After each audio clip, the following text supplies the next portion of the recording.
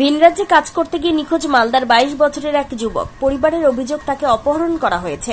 মালদার ইংরেজ বাজারের খিড়কি এলাকার বাসিন্দা মামুন রশিদ হতদরিদ্র পরিবারের একমাত্র সন্তান। গত কয়েকদিন আগে দিল্লির কাছে গুড়গাঁওতে কাজ করতে যান। তার মায়ের অভিযোগ তাকে অপহরণ করা হয়েছে। তার সাথে কোনো যোগাযোগ করতে পারছে না তার মা। বাধ্য হয়ে ইংরেজবাজার থানায় অভিযোগ জানিয়েছে অসহায় বৃদ্ধা।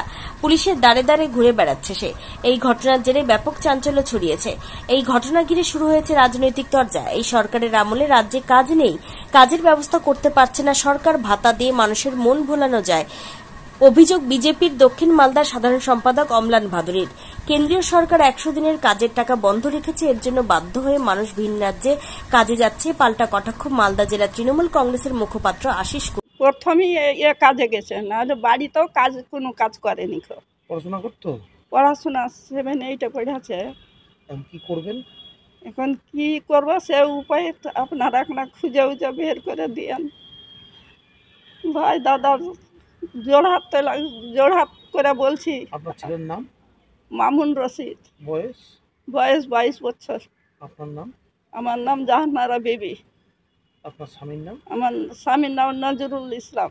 মালদা জেলায় তথা পশ্চিমবঙ্গে যুবকদের কোনো কাজ নেই। তৃণমূলের এই সরকার কাজের ব্যবস্থা করতে পারছে না, ভাতা দিয়ে মানুষকে মন ভুলিয়ে রাখছে। এবং এর ফলে দেখা যাচ্ছে মালদা জেলার শ্রমিকরা, ছেলেরা বাইরে চলে যাচ্ছে কাজের খোঁজে।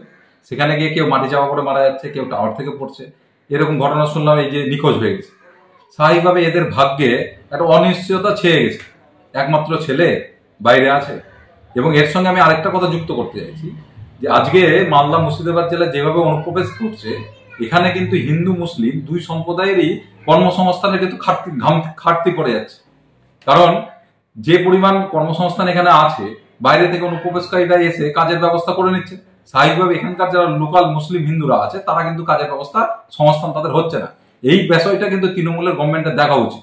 তারা ভোটের লোভে অনুপ্রবেশকারীদের আস্কারা দিচ্ছে, কিন্তু তার ফলে এখানকার যারা ভারতীয় মুসলিম হিন্দু যারা আছে, তাদের কিন্তু কাজ হারাচ্ছে। স্বাভাবিকভাবে বাইরে যেতে হচ্ছে, আর এরকম ঘটনা ঘটছে। ভিন রাজ্যে কাজ করতে যেতে মানুষ বাধ্য হচ্ছে একটাই কারণে, MGNREGS এর টাকা বাংলার আটকে রেখে সারা ভারতবর্ষের রাজনৈতিক মানচিত্রে আমাদের নেত্রী মমতা বন্দ্যোপাধ্যায়কে হেয় করতে চাইছে বিজেপির অপদার্থ সরকার। MGNREGS এর গরিব মানুষের, খেটে খাওয়া মেহনতি মানুষের টাকা আটকে রেখে সমস্ত গ্রাম প্রান্তিক স্তরের যারা মানুষ, যারা কাজ করে দিন আনে দিন খায়, তাদের টাকা আটকে রেখে এখান থেকে মানুষ যাতে বাইরে যায়, তার একটা অপপ্রয়াস, তার একটা চক্রান্ত চলছে। আমরা ধিক্কার জানাই, এর প্রতিবাদ জানাই। আর পাশাপাশি অপহরণের কথা যেটা বললেন, এই অপহরণের ইতিহাস তো উত্তরপ্রদেশ তার স্টার মার্কস পেয়েছে, আমাদের মণিপুর সেখানে আসাম পথ দেখাচ্ছে।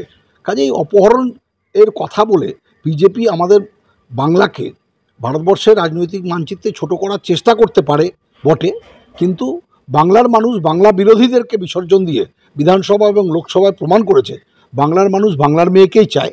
এটা আপনারা বারবার দেখবেন। Bureau report, news for Bengal. This channel does not promote or encourage any illegal activities. All contents provided by this channel is meant for educational purpose only.